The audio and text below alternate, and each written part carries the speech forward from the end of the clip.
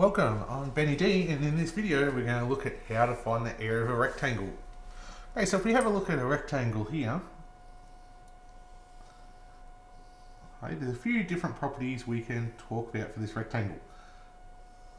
Okay, it's got four sides, the opposite sides are parallel and the same length, and in each corner there is a right angle or 90 degrees. Now that'll be important in later videos.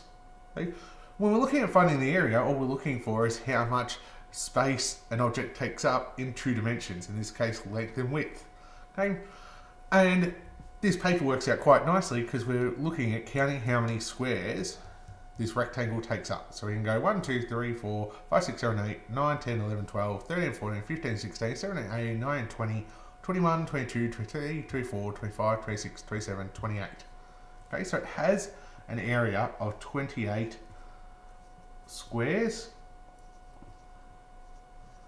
Now most of the time these squares will have dimensions. In this case, let's call them centimeters. So let's say that each one of our squares here is 1 centimeter. That would mean that our area is 28 centimeters squared.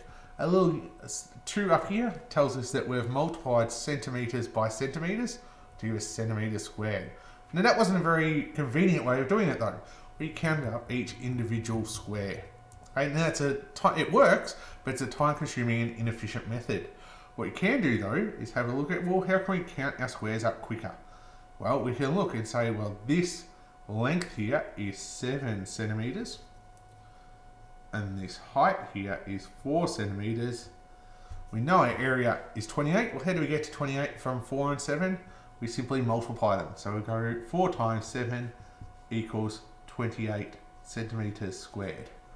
Right, and we can summarize this finding by saying, well, we can do this for any rectangle. If we call this dimension the length,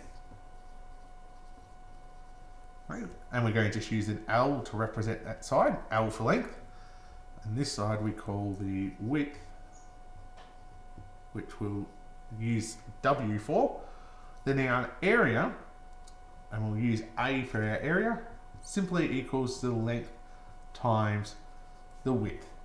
So we can use that formula all the time to find the area of a rectangle. We simply go, what's its length, what's its width, and multiply them together.